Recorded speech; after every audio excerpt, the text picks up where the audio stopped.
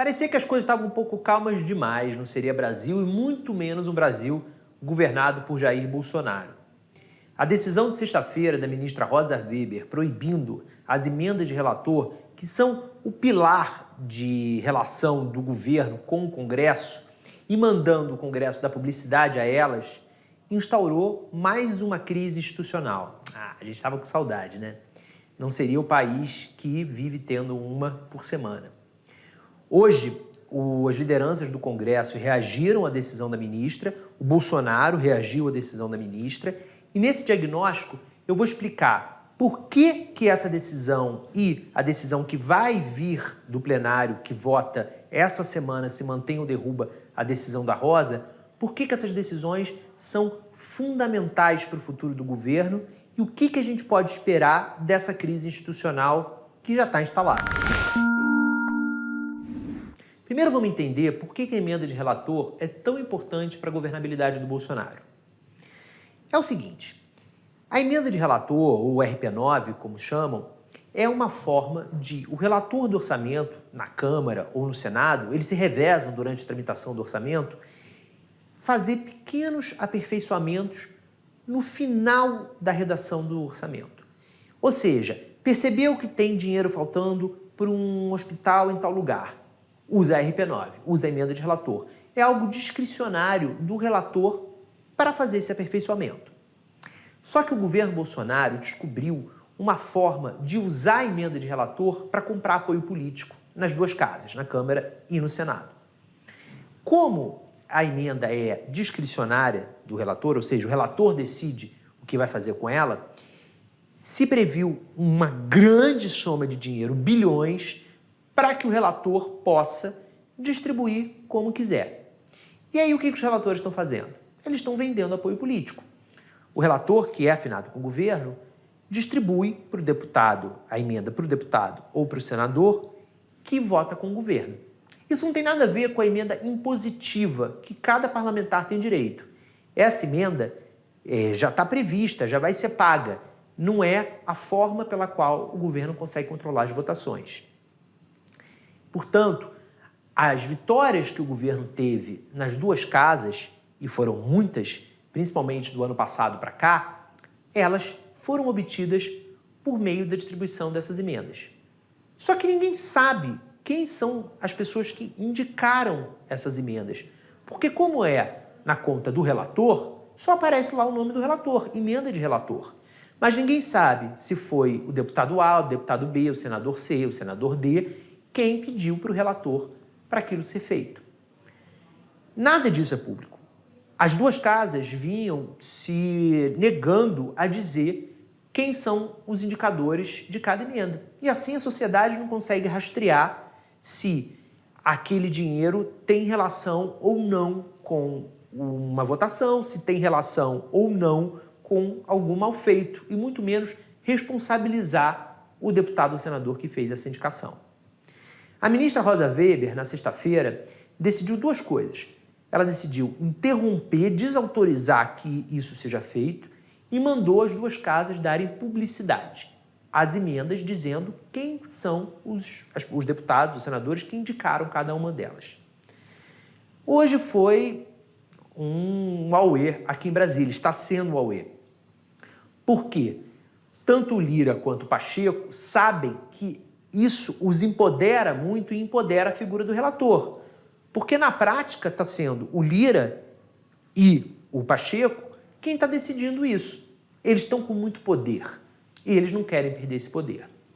A ministra Rosa Weber teve coragem de tomar uma decisão que pode sim inviabilizar a forma pela qual o Bolsonaro decidiu governar, mas moraliza uma situação que claramente estava sendo usada para fins escusos, seja a compra de voto, a compra de apoio político pelo Bolsonaro, seja por corrupção. Porque se o dinheiro é público, o nome já diz, é público, a gente tem que saber como ele está sendo gasto. E aí vamos analisar um pouco das reações que aconteceram hoje. O líder do governo, o deputado Ricardo Barros, disse que é ativismo do judiciário e disse que a oposição está sendo inconsequente. Bom, primeiro vamos analisar ativismo do judiciário.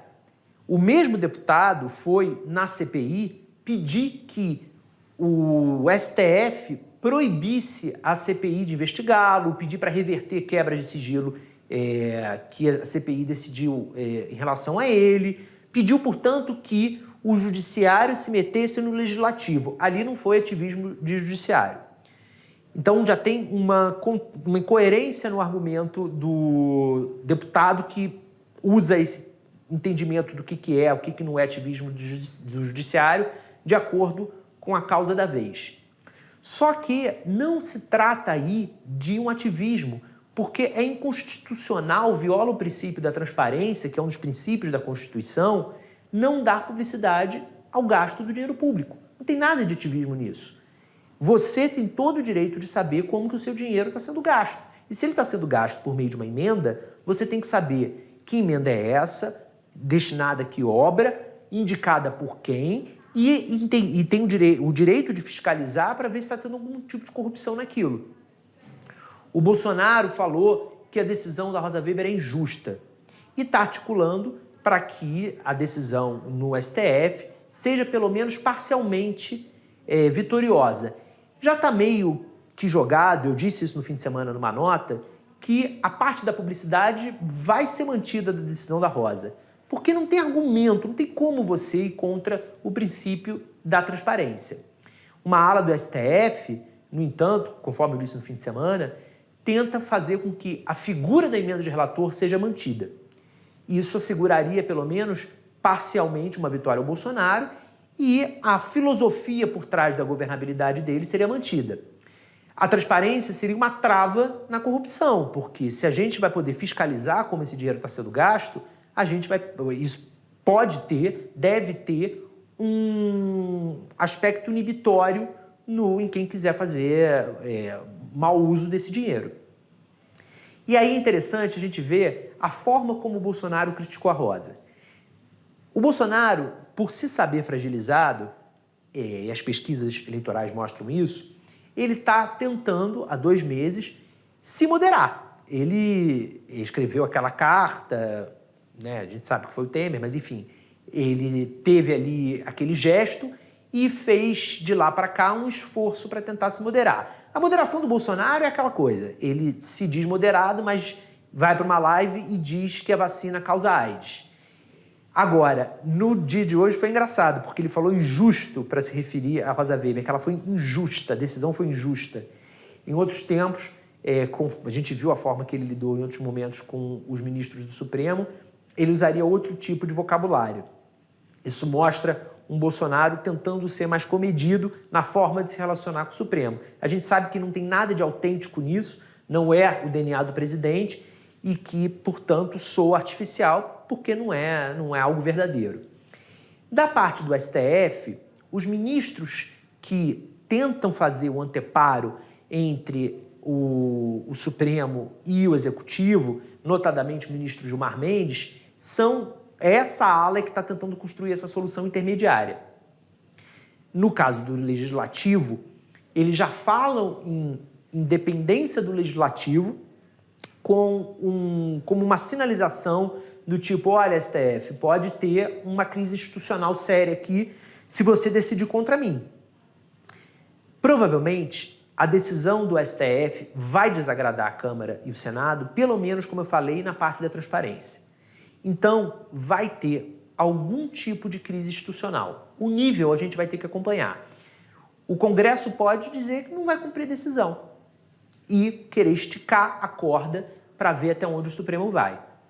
É importante a gente observar que tem um jogo aí nesse triângulo dos 3 poderes muito interessante, porque o STF, no momento que se viu atacado pelo Bolsonaro, o Bolsonaro tentando acuar o Supremo, o Judiciário, o Supremo precisou do Congresso e o Congresso fez gestos para mostrar que não aceitaria ser acuado.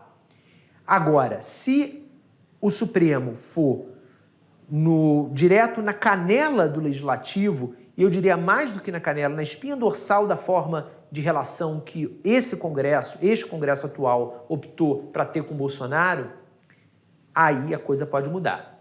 e o Congresso pode se voltar contra o Supremo.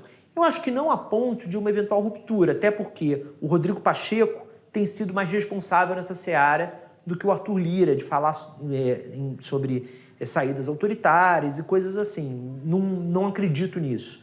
Mas pode dar uma desequilibrada ali no equilíbrio que a gente, ao menos nesses 2 últimos meses, a duras penas, a gente conseguiu. Artificial, fraco, mas conseguiu. Vamos acompanhar essa semana, eu vou comentando aqui na coluna, a qualquer momento, o resultado do julgamento virtual no STF. Valeu!